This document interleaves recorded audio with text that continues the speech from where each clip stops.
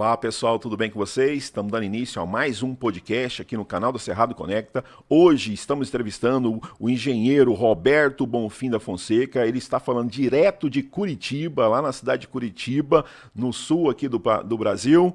O professor Roberto é engenheiro mecânico, né, é especialista em gestão de tecnologia da informação, também é especialista em análise de negócio e tecnologia da informação e também especialista em metodologia do ensino superior. O professor Roberto hoje ele trabalha nas diversas áreas de projeto de sistemas de ar-condicionado desde 2010, com ênfase em sistemas VRV, VRF, água gelada para prédios administrativos, governamentais, particulares. Tem experiência e vivência em obra de manutenção de sistemas de ar-condicionado desde 2006, atualmente em sua própria empresa, com desenvolvimento de projetos, consultoria, mentoria e assessoria na área HVAC, utilizando Revit e metodologia BIM. Seja bem-vindo, professor. Tudo bem, professor Roberto? Boa tarde. Meu nome é Roberto, como já foi comentado, e vamos aí trocar uma ideia e, como início, colocar aí desde a da época da minha formação, né? Eu fui para Porto Alegre em 1997, na verdade, fazer engenharia mecânica, fiz lá na PUC. Durante esse tempo, fiz alguns estágios e também, enquanto fazia minha formação de engenharia mecânica, eu fui autodidata na área de informática. Na época, era a tal da informática, hoje se fala muito em TI, uma série de coisas assim. Então, surgiu uma oportunidade em 1980 para fazer um estágio em uma empresa de ar-condicionado. E era para fazer projetos e acompanhar a obra.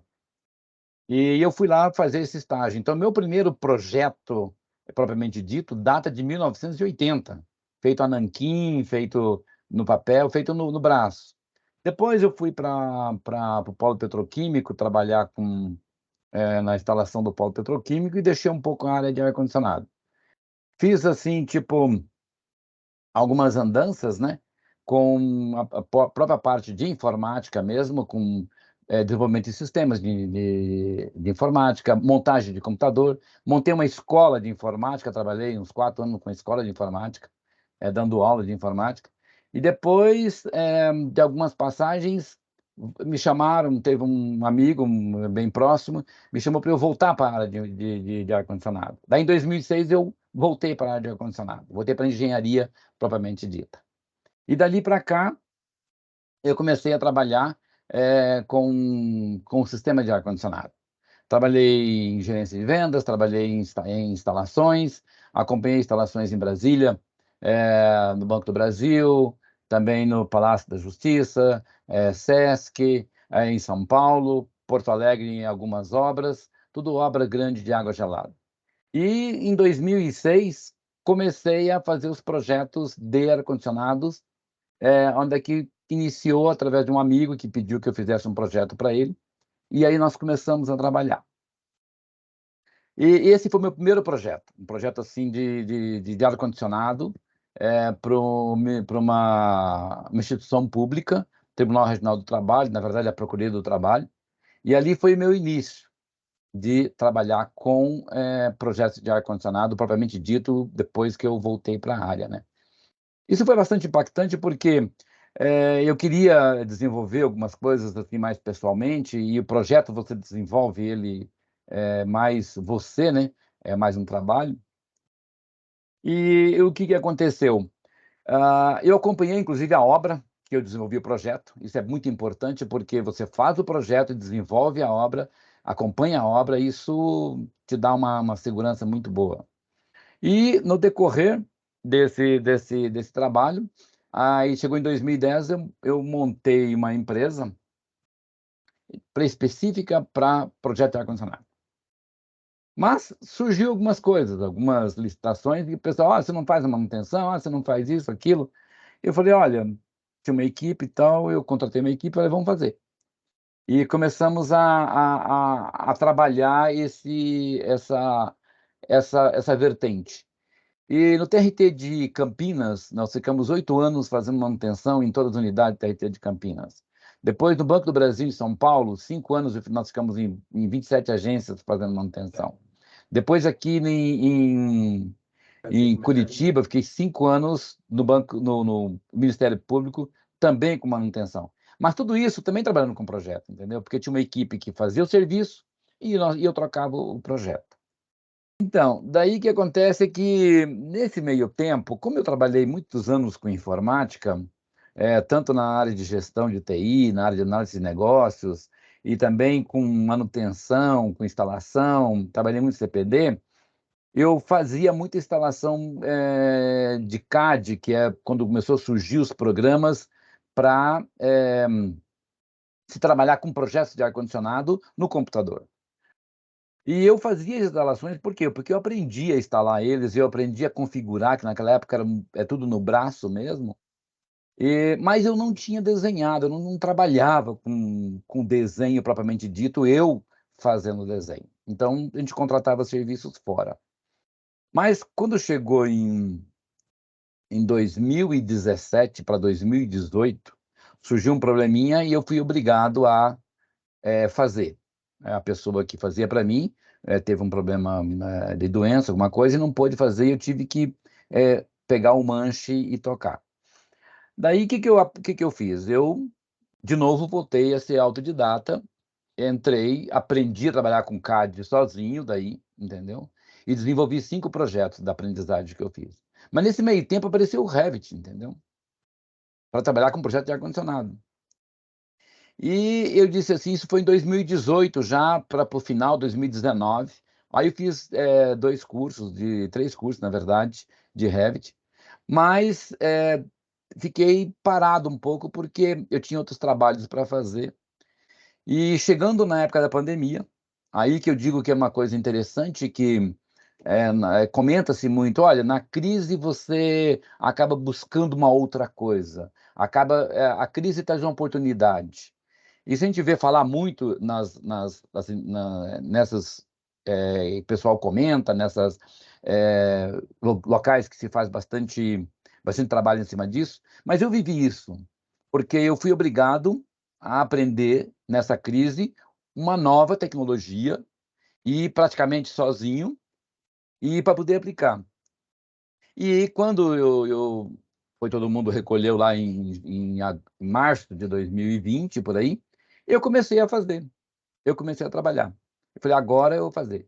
E aí comecei a desenvolver os projetos.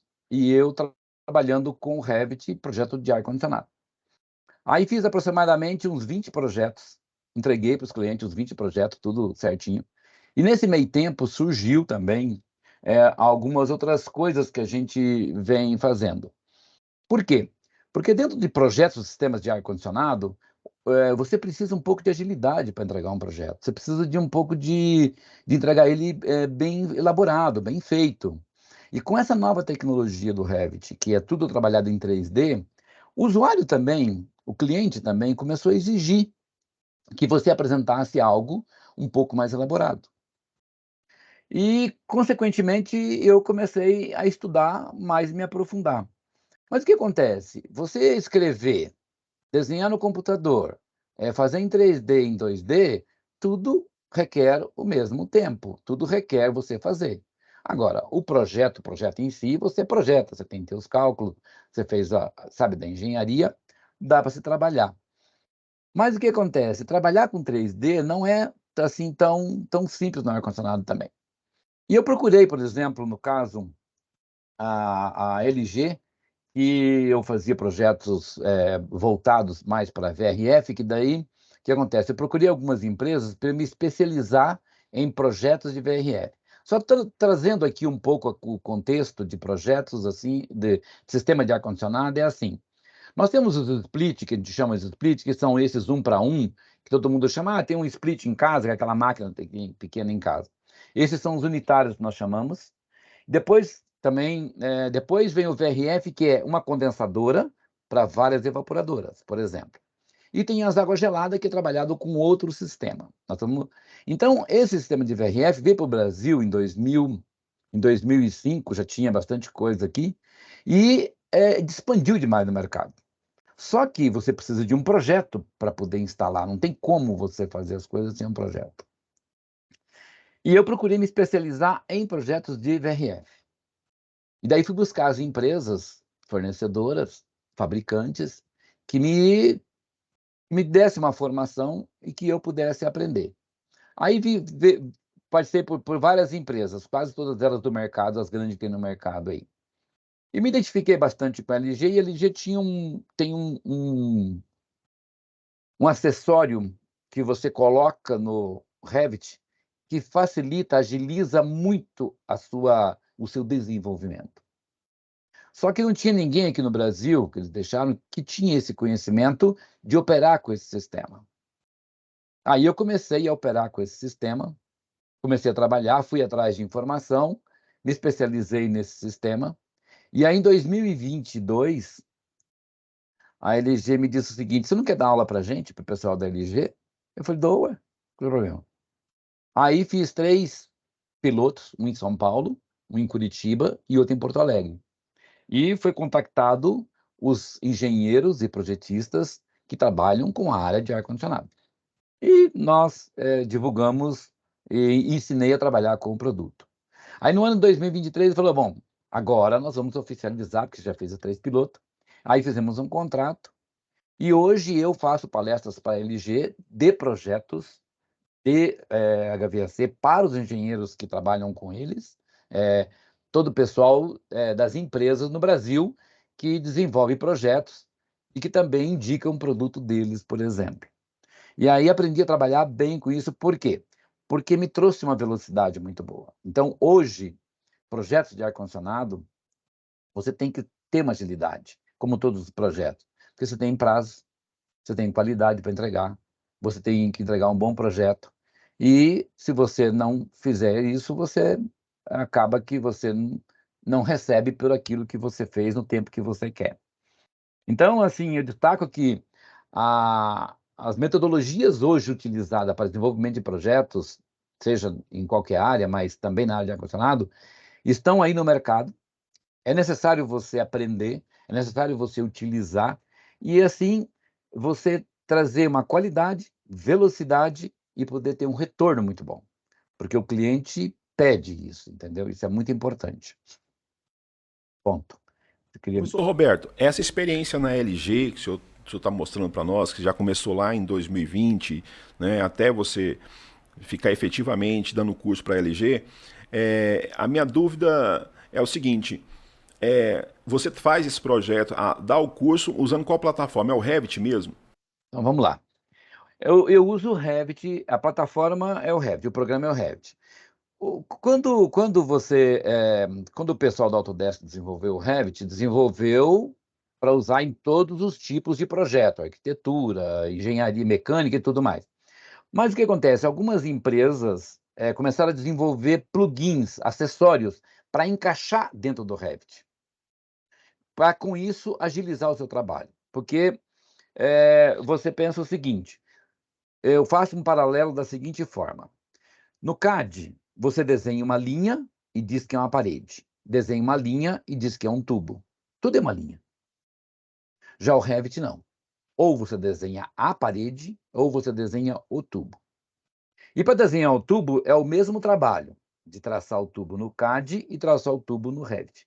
Só que as empresas desenvolveram plugins para quando você ligar 2 máquinas, isso seja automático. E você possa traçar o tubo, e ele já coleta as informações que estão na máquina e já traça na bitola correta, no tubo correto.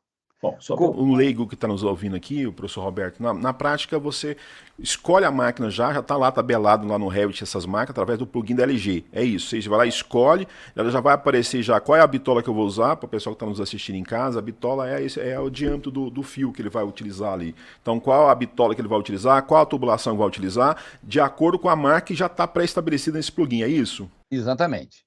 E você faz a ligação, ele faz a ligação automática, tipo condensador e evaporadora, ele traça o tubo de cobre que vai levar o fluido refrigerante, ele traça automaticamente para você, já identificando a bitola da máquina de destino com a máquina de origem. E isso agiliza muito porque se você pensar o seguinte, eu trabalhei num projeto esses dias com 640 evaporadoras. São 640 máquinas para você ligar tudo isso, entendeu? Então, é claro, você tem algumas coisas para se trabalhar, a gente trabalha sempre quando indica no projeto. Mas imagina um projeto com 640 máquinas para você ligar, você traçar uma por uma no braço, entendeu? Se traz para você uma agilidade, uma automação, que esse plugin automatiza o seu traçado das tubulações para você trabalhar com o projeto de ar-condicionado, entendeu? Entendeu? Isso aí é aumento de rendimento, né? Ou seja, você consegue ter um rendimento muito maior, né? Num projeto você gastava em uma semana, você gasta muito menos hoje. É. Nós tivemos um caso em Belo Horizonte que eu dei um curso para uma empresa e um dos usuários, dos funcionários dele, que bastante experiente em Revit também, e quando nós mostramos a ferramenta, que eu expliquei para ele como é que funciona, deu treinamento para ele, ele falou, Roberto, o que nós fizemos em 10 minutos, e ele falou assim, eu, a primeira vez que estou vendo a ferramenta, o que eu fiz aqui em 10 minutos, nós levamos aqui um dia para fazer, no mínimo. Entendeu? Então, isso para você ver a agilidade. Então, o projeto de ar-condicionado, você faz o projeto em si, porque projetar é uma coisa, desenhar é outra. Você faz o projeto de ar-condicionado, você calcula tudo o que precisa, depois tem que levar ele para o papel, para o computador, para o CAD ou para o Revit. Isso tem que levar para lá. Na hora que você vai levar para lá, você vai gastar muito tempo se você não tem as coisas automatizadas, entendeu? Claro, Então, até desenhar. todo aquele trabalho que você fez de cálculo, é o princípio, depois você quer fazer um pouco mais ágil para entregar para o cliente, entendeu? Claro. E o Revit tem essa facilidade, né? Que ele já solta todos os materiais que vai utilizar, já sai tudo na planilha, não é isso? O que acontece é assim, a gente configura já ele, eu já tenho até no meu caso, quando eu dou mentoria, eu explico para as pessoas para configurar o que nós chamamos de template, que chamamos de modelo, para ele agilizar. Mas, se você não configura na hora, dá para você configurar na hora do projeto. Uma das coisas interessantes que eu digo bastante nos projetos de ar-condicionado, você desenvolve um projeto e diz lá, olha, eu tenho tantas grelhas, tantos tubos, tantos dutos, tantas unidades e assim por diante. Aí você tem que mostrar para o cliente, fazer uma planilha de materiais para ele poder comprar, para ele poder orçar, porque só desenhar graficamente, entregar para ele, manda para o campo, o cara vai colocá-lo no campo. Mas o que que você vai comprar? O quanto é que custa um projeto? Quanto é que custa implantar um projeto na prática lá para o cliente, né? Ele precisa de uma. Nós fazemos isso todo dia. E acontece o seguinte: no decorrer do desenvolvimento de qualquer projeto, principalmente projeto de ar-condicionado, tem mudanças. E aí o cliente, olha, tira essa sala, coloca naquela, ou tira aqui, coloca ali. Quando você muda alguma coisa, é um transtorno que você vai ter que fazer uma mudança em quê? Fazer a mudança em corte, fazer a mudança no 3D, fazer a mudança na lista de material, entendeu? Tudo isso muda. E se você usa hoje as tecnologias que nós temos aí, que o Revit é um deles, mas você tem outras softwares para BIM também, todos eles traz para você uma agilidade. A partir do momento que você modifica o, o- uma grelha, por exemplo, de um tamanho de uma grelha, ele já atualiza na tabela de materiais, já atualiza no corte, já atualiza no 3D, atualizou uma vez só no projeto. Então, hoje, quem trabalha com ar-condicionado tem essa dificuldade de você fazer no CAD e ter que ir lá arrumar tudo quanto é coisinha. E aí o cara esquece numa prancha, esquece na outra prancha. E a gente quer trazer para esse trabalho que é uma facilidade você trabalhar com a tecnologia atualizada, entendeu? Claro, essa tecnologia nova é importantíssima. Professor Roberto, eu queria trazer alguma curiosidade lá atrás, quando o senhor disse que começou o seu primeiro projeto, foi no TRT, é isso? Isso, na Nós estamos verdade, falando em que ano esse primeiro projeto? 2006. 2006. Conta para nós aqui, para quem está nos assistindo, como é que foi essa experiência, assim, como é que é a experiência, o que eu falo assim, o sentimento que você sentiu no momento que você teve o primeiro projeto sendo aceito e o desafio que você enfrentou sobre esse projeto. É interessante isso daí. O que acontece? Em 2005, eu fui convidado para trabalhar numa empresa e daí eu trabalhava com com vendas, meu negócio era gerente de vendas, mas eu sempre tive curiosidade e aí começou a se introduzir o VRV, o VRF. E eu falei, não, eu quero aprender isso daí. Aí aprendi, mas nesse meio tempo surgiu essa oportunidade de fazer um projeto, que uma pessoa esteve me contactando, eu falei, bom, vamos atrás. E aí é um novo desafio, até estudar, acompanhar, desenhar, contratar pessoas para poder fazer graficamente e apresentar para o cliente. Olha, foi uma equipe de engenheiros todo do TRT. Olha, estou aqui um projeto que vocês pediram para a gente fazer. É um prédio de 14 andares, um prédio grande, não é um prédio pequeno. E aí, quando nós apresentamos o projeto, falou: não, é isso que a gente quer, então é só você finalizar o projeto agora. Aí fomos atrás de um fabricante que nos apoiasse, com todas as especificações, entendeu? Roberto, esse TRT foi em qual cidade? Aqui em Curitiba. Curitiba. Então, o primeiro seu, lá em 2005, quando você recebeu a proposta, foi o TRT de Curitiba, 14 andares. Quantas salas por andar, você lembra? Eu não me lembro assim muito bem, mas geralmente esse prédio tinha umas 10 ou 12 salas por andar. Era um prédio grande, um prédio É grande. grande. Você não fez sozinho, né? Você teve uma ajuda de alguém? Como é que foi isso? Porque naquela época eu não desenhava graficamente. Eu fiz o projeto, daí contratei uma pessoa que era expert em desenho e disse: nós precisamos desenhar. Daí desenhamos o projeto. Aí verifiquei com uma empresa que fornecedora dos equipamentos para me passar as especificações do que tinha no mercado atualmente para oferecer para o cliente, entendeu? Nós fizemos todos os cálculos, cálculo de carga térmica, com um programa específico de carga térmica. Aí definimos tudo que era necessário juntamente com o cliente. Aí foi um trabalho bastante integrado com o cliente. Esse foi um serviço que a gente tinha um sentimento assim, será que vai dar certo? Mas era o primeiro assim. E quando recebeu a aprovação, nossa, foi um estouro danado, entendeu? Olha, foi aprovado o projeto, agora vamos tocar. E aí, Pois é, Roberto, eu tô curioso nesse momento, porque assim, do momento que você topou o desafio para fazer esse projeto, do momento que você topou o desafio, até que você apresentou para a empresa, isso leva um tempo. Como é que foi esse tempo? Como é que foi você em casa? Você tinha tempo para a família? Não tinha? Teve que parar tudo? A esposa teve que reformular a vida dela por sua causa? Conta para nós essa curiosidade. na verdade é o seguinte, minha esposa sempre trabalhou em banco, né? Ela trabalhava no banco. Os meus filhos, aí só para dar uma contextualizada aí, hoje, da ontem minha filha fez 40 anos e meu filho mais velho tem 43 anos. Então, nessa época, em 2006, já estavam também grandes, já tocando algumas coisas, já trabalhando. A minha filha tinha ido para os Estados Unidos, voltou, meu filho tinha ido para Nova Zelândia. Então, eles já estavam mais ou menos assim encaminhados, entendeu? As coisas assim. E aí eu tive que me desdobrar. É claro, eu gosto de trabalhar de noite, que é um negócio assim. Durante o dia nós desenvolvíamos o cliente, verificava tudo, e eu gostava de pegar assim nas madrugadas, tipo 4 horas da manhã, 5 horas da manhã, para tocar, para fazer. Eu sempre gostei de fazer esses horários assim. Então eu me dediquei muito. A esposa teve que ficar. Olha, vou levantar, vou fazer e deixa. Não posso me deixar isso aqui. E durante esse tempo foi bastante difícil porque a preocupação era muito grande, né? De saber se você vai ser aceito, se vai ser reprovado.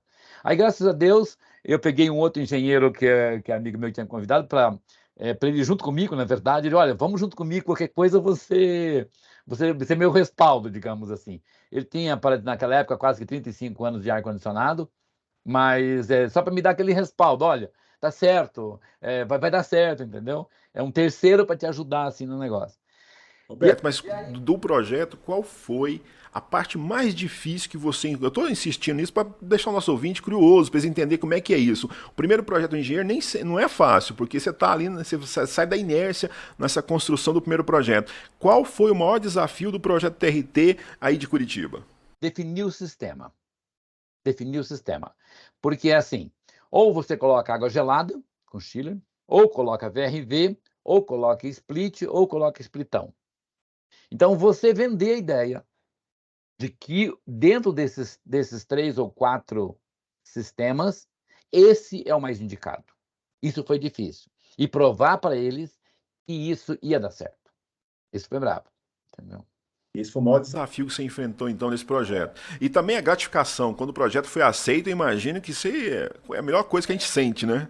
Não, é uma maravilha. E depois da segunda fase, foi assim: desenvolver esse projeto, e aí entregamos o projeto, foi licitado e a empresa ganhou, correto? Aí começou a Certo. obra. Começou a obra. Nesse meio tempo, surgiram outras atividades para eu fazer, que era participar de algumas licitações e vender serviços para a empresa que eu trabalhava.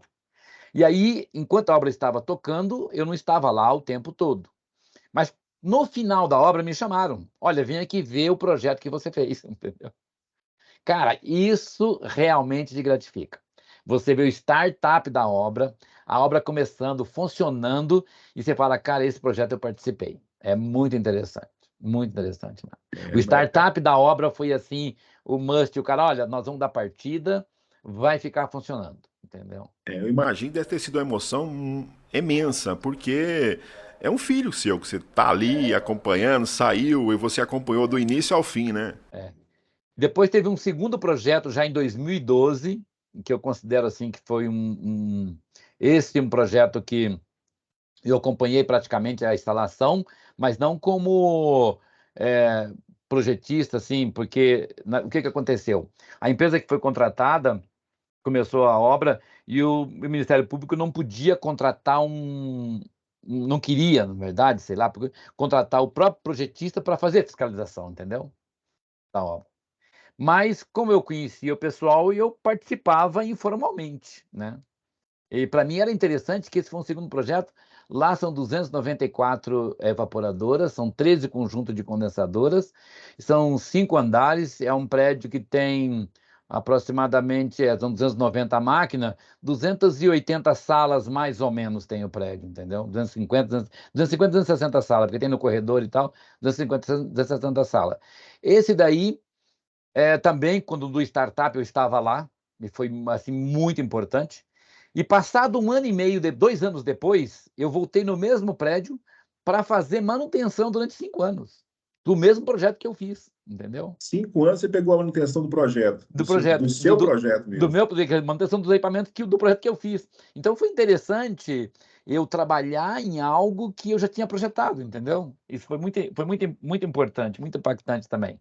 E eu me senti assim, foi gratificante, entende? Você voltar lá, entendeu? Agora, outra curiosidade, Roberto, aproveitando a sua boa vontade, é processo de estudo. Porque quando você foi montar esses projetos, você sentou, teve que estudar, né? Rever o que tinha no mercado, acompanhar qual que era melhor, porque como você mesmo falou, você consultou as empresas, o que existia no mercado que você podia ter utilizado. Né? Então você foi para a mesa, foi estudar qual o equipamento que eu tinha, qual que era o melhor, qual é a melhor solução para o meu cliente, como é que foi esse processo? É um processo que toma muito tempo, né? Toma tempo.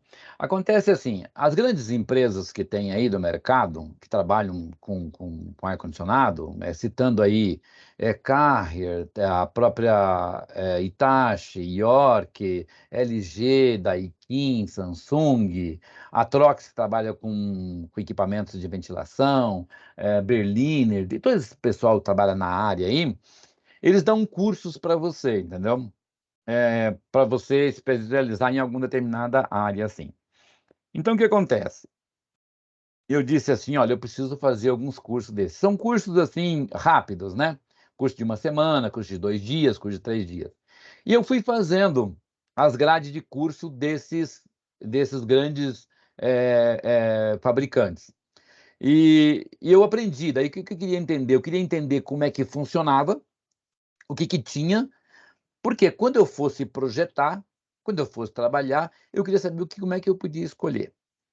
E eu trazia isso para casa e, assim, estudei muito, muito, muito à noite. Muito. Porque durante o dia eu tinha que ganhar dinheiro, pagar as contas, papapá e tal, e eu tinha que atender minha família. E como eu gostava de trabalhar, estudar de noite, não foi uma nem duas madrugadas, não. Eu trabalhei. Quando eu fiz minha faculdade de engenharia mecânica, eu fiz paralelamente informática. Eu estudava até de madrugada. Por quê? Porque não tinha literatura naquela época, não era tudo em inglês. Eu montei um curso para o Senac em 1984, Eu montei o meu primeiro curso, eu montei a apostila inteira, a partir de uma apostila em inglês, um sistema todo em inglês, e montei uma apostila e dei um curso durante um ano, dei aula para o Senac, lá da informática, lá dos primeiros primórdios lá, entendeu? Então eu tive que estudar sempre fora do meu horário de expediente. Foi muito pouco que eu estudei durante o expediente porque tinha que tocar a vida, entendeu? Mas muito da minha vida de estudo foi fora do expediente, fora do horário de expediente. É, é um sacrifício que nós temos que fazer, né? O engenheiro, ele realmente ele tem que se sacrificar, porque para você sair da inércia não é fácil. O primeiro projeto é um dos projetos mais difíceis que a gente tem para sair. Quando ele sai e dá tudo certo, aí a coisa encaminha, que é o que aconteceu, né, Roberto? Exatamente. E agora, em 2 anos atrás, o Zanata, que é daí de Goiânia, não sei se você conhece, e que é da Comfort Star, me convidou para fazer um projeto da Polícia Federal em Fortaleza e o outro em Aracaju. E daí, como eu tinha bastante especialização em VRF, e esse era um projeto de água gelada.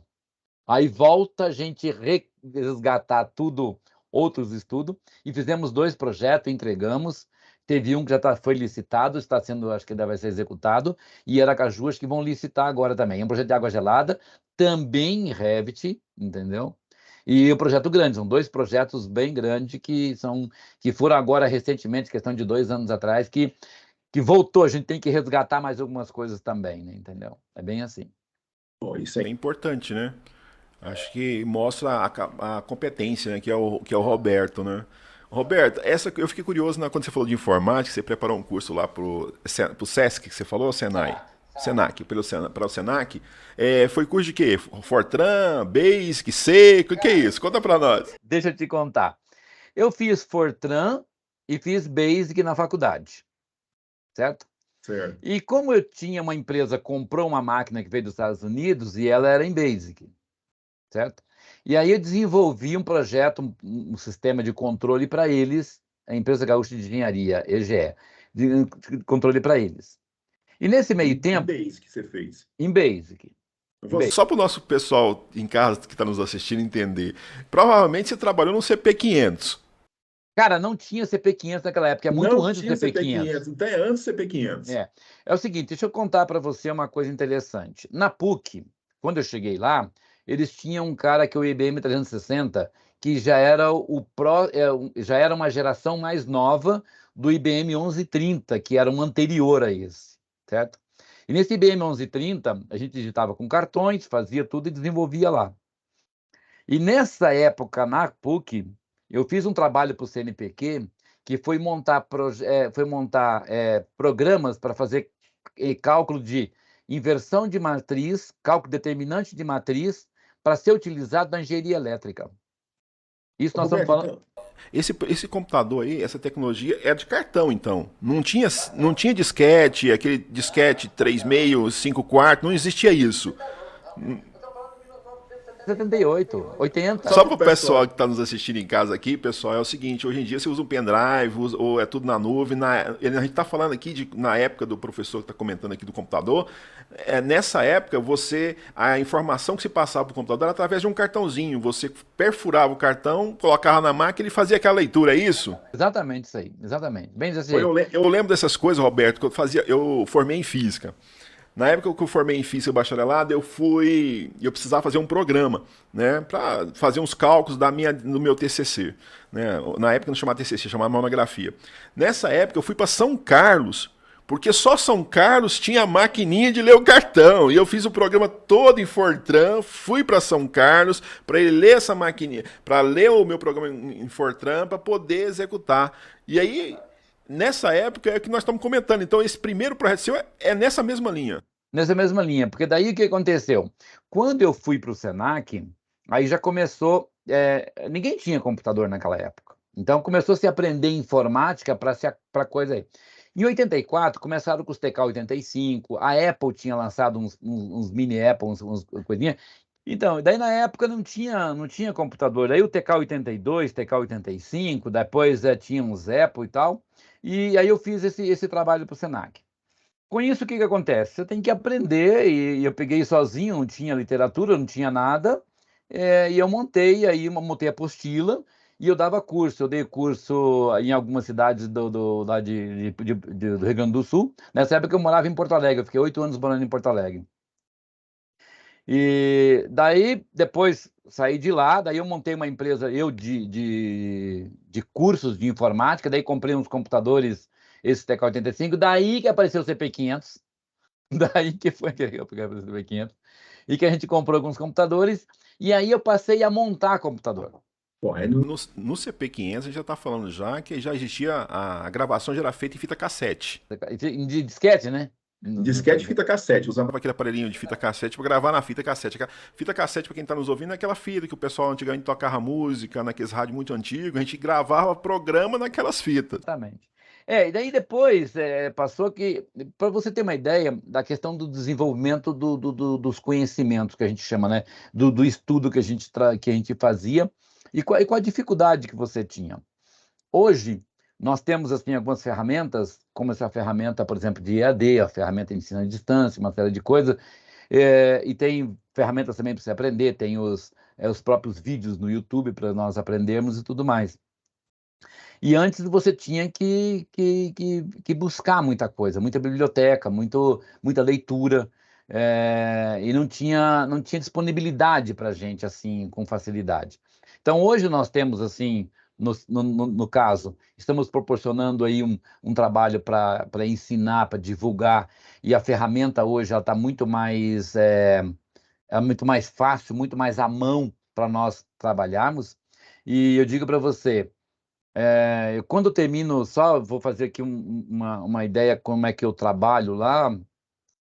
Quando eu termino a minha apresentação do software que eu faço para a LG, eu deixo uma mensagem para o pessoal, entendeu? Deixo uma mensagem para eles da seguinte forma: olha, o conhecimento que eu aprendi, eu passo à frente. Entendo que vocês também possam passar esse conhecimento para frente.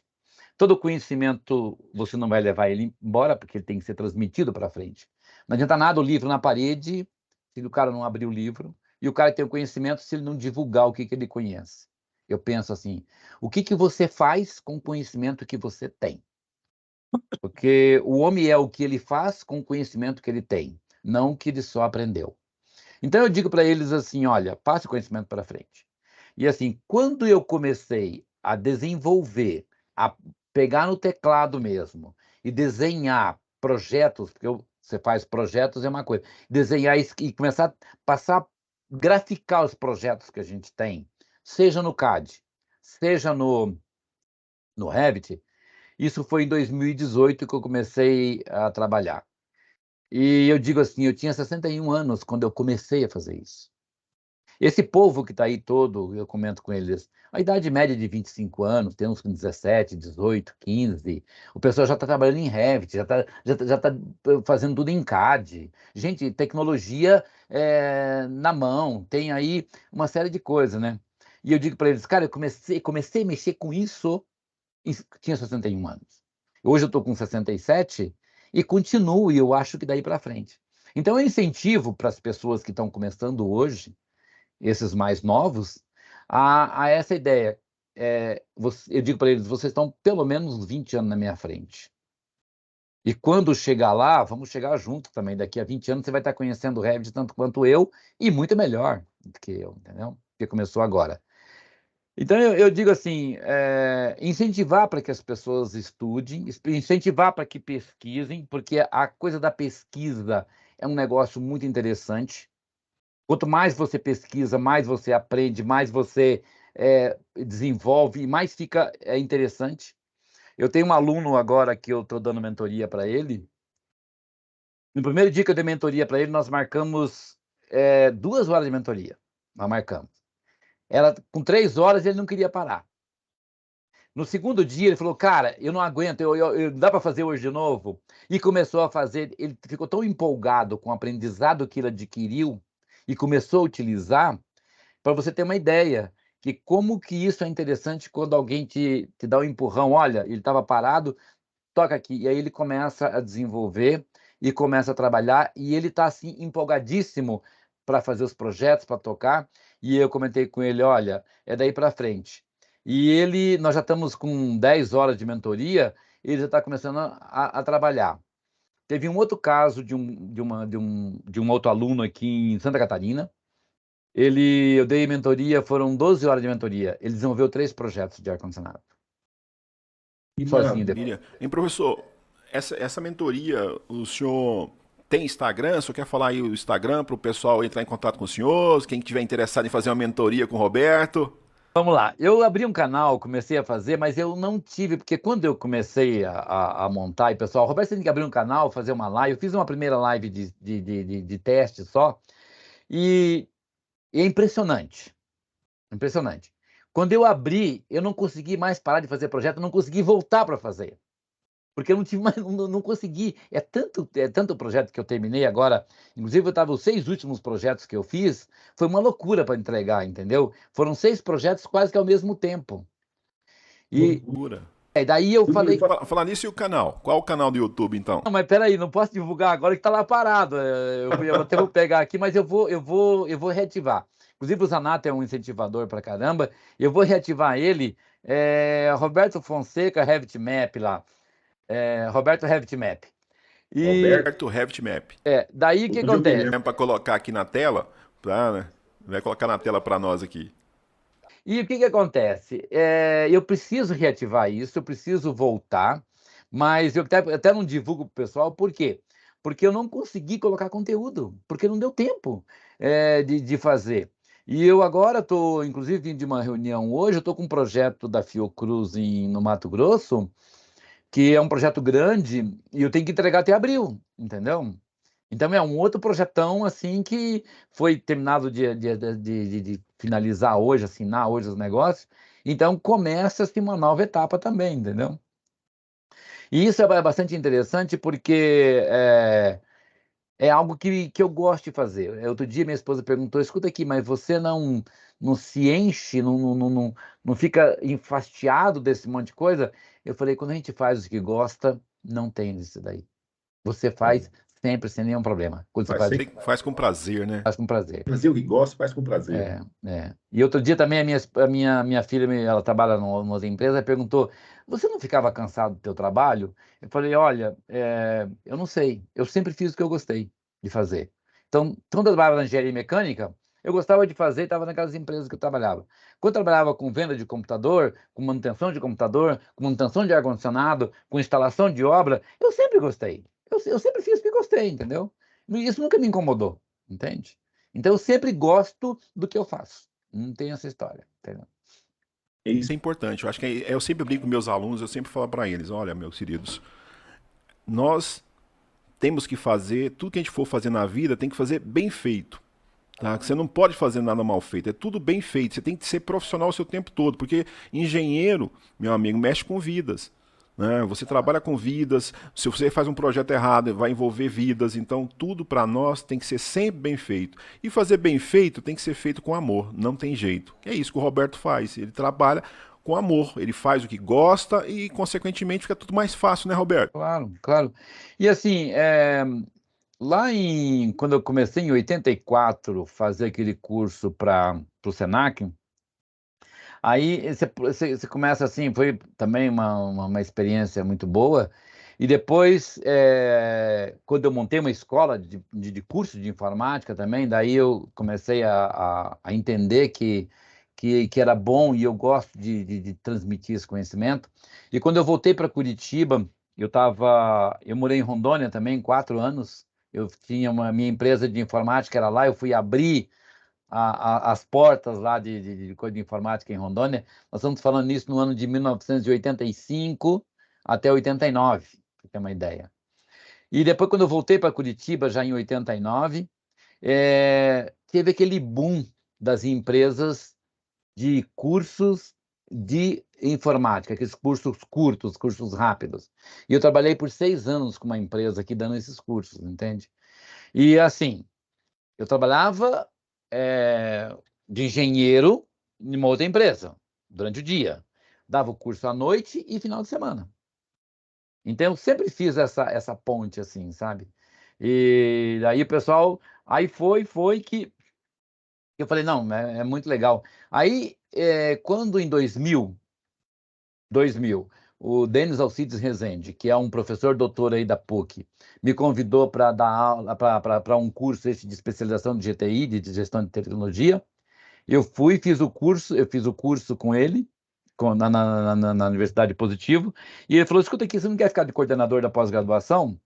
Eu falei, fico. Daí fiquei 2 anos de coordenador, e aí o módulo que ele dava, ele aprendi, ele me passou tudo, e eu passei a dar o módulo que ele dava de tecnologia, que era de tecnologia da informação, nos dois próximos anos na Universidade Positiva aqui em Curitiba.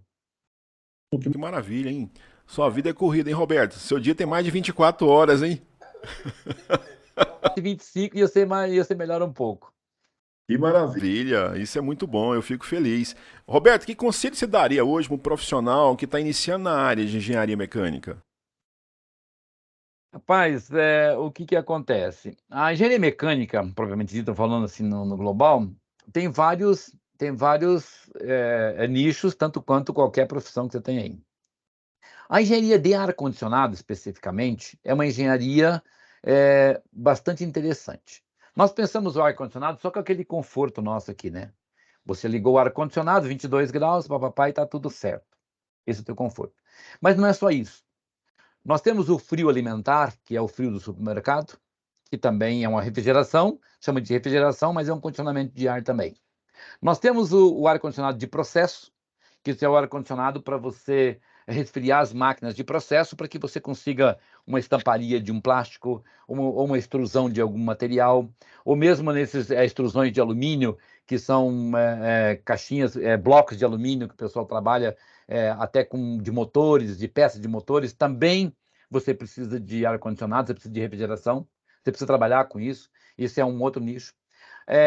O nicho da sala limpa, que nós chamamos. Sala limpa tem duas coisas. Uma sala limpa hospitalar e uma sala limpa de processo, que é a fabricação de condutores, fabricação de uma série de coisas.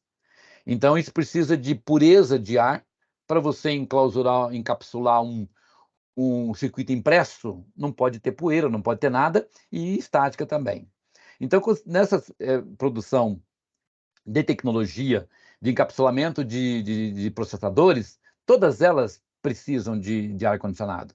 E aí você leva para o ar-condicionado da saúde, por exemplo, que hoje tem a 7256, que é uma norma brasileira que foi reformada agora, que trouxe uma melhoria na qualidade do ar das instituições de saúde, que é onde é que você, eu e outras pessoas vão utilizar lá um ambiente de saúde, fazer uma cirurgia ou um parente seu, e ali o ar também precisa estar descontaminado, precisa ter um ar puro.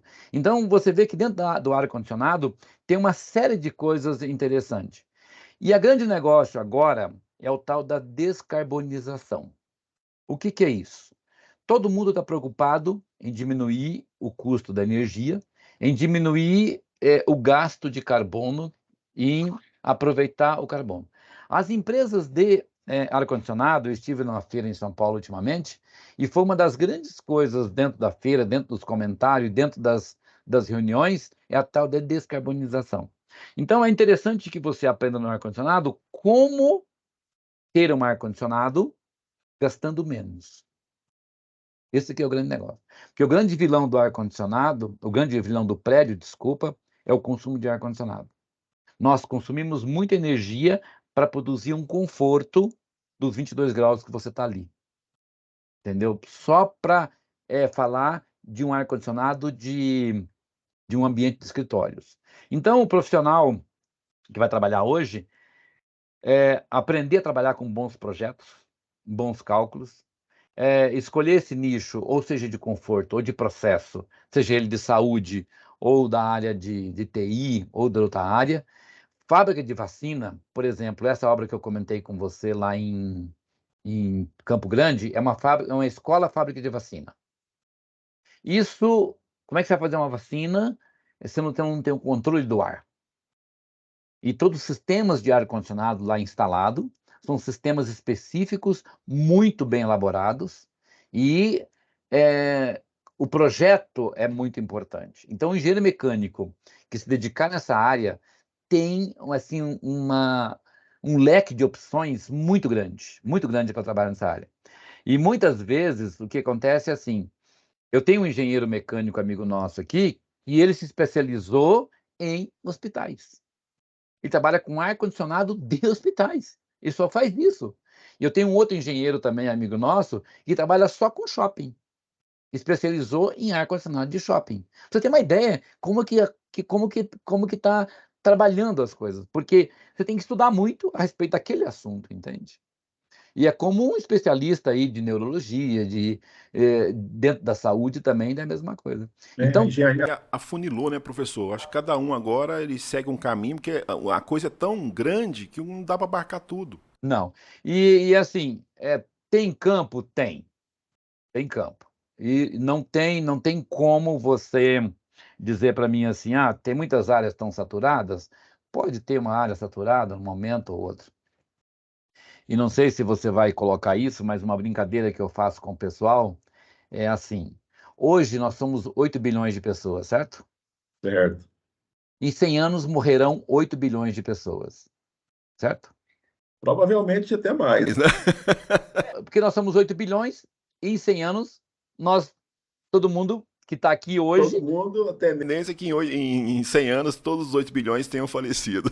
Vai nascer 8 bilhões, correto? Correto. Não temos que ensinar esse povo, esses 8 bilhões aí?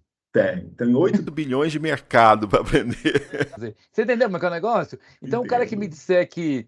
mas então, tá, suponha que desses 8 bilhões, 1% vai trabalhar com ar-condicionado, ou vai querer ar-condicionado. Gente, para mim, já é suficiente, entendeu? O mercado é gigantesco. É gigantesco, entendeu? Roberto, estamos chegando ao final do nosso podcast, Roberto. Eu vou colocar aqui o pessoal que está nos assistindo, vai ficar no rodapé aqui os contatos do professor Roberto. A gente vai colocar lá no rodapé do canal do YouTube, para que vocês possam entrar em contato com ele sobre a mentoria que o professor Roberto oferece. Então, quem tiver interessado em fazer a mentoria com ele, a gente vai deixar os contatos lá, o Instagram do professor Roberto, o canal do YouTube do professor Roberto, vai ficar tudo lá no rodapé da nossa live de hoje.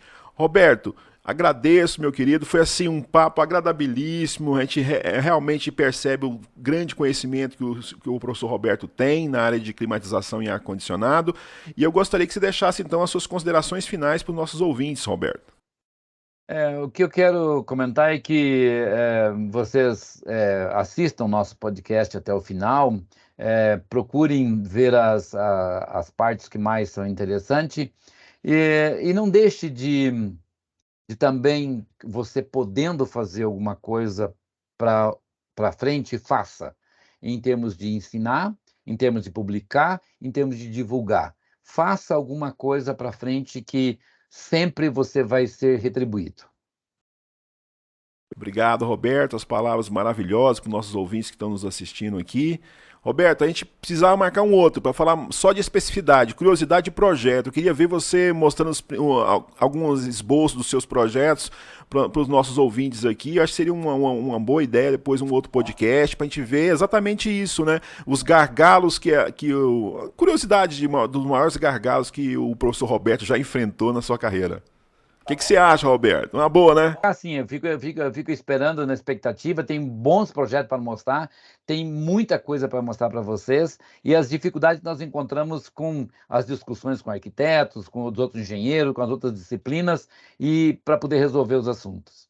A gente nem comentou isso. A gente sabe que um projeto de engenharia é feito, mas na hora de executar tem um monte de problema que tem que ser resolvido. A gente nem sequer entrou nesse detalhe nessa live de hoje, né? Na próxima nós falaremos nisso. Exatamente. Professor Roberto, quero agradecer o senhor por ter aceitado o convite de participar desse podcast. O professor Roberto está lá em Curitiba falando aqui conosco, né? Nós estamos aqui em Goiânia, Goiás, no nosso podcast aqui do canal da Cerrado Conecta. Quero pedir a todos que dê aquele like, que siga nós aí no canal da Cerrado Conecta. Professor Roberto, novamente agradeço, foi um papo agradabilíssimo e espero encontrar o senhor então na nossa próxima live.